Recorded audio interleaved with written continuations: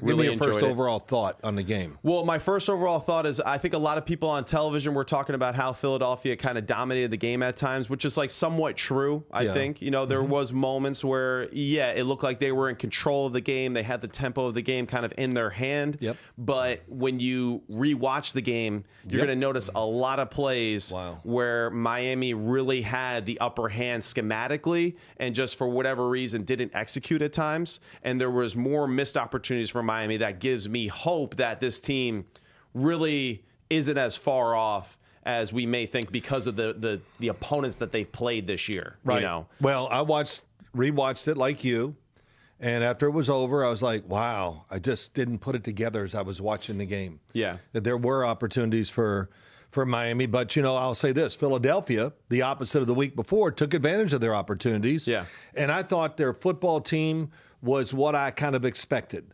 Even though the yardage running wasn't great, they still had a great influence on the game. And A.J. Brown being out there, it made me think of it again. A.J. Brown, when they traded for him, it changed their football team. And I talked about it many times last year, but it's just evident. What do?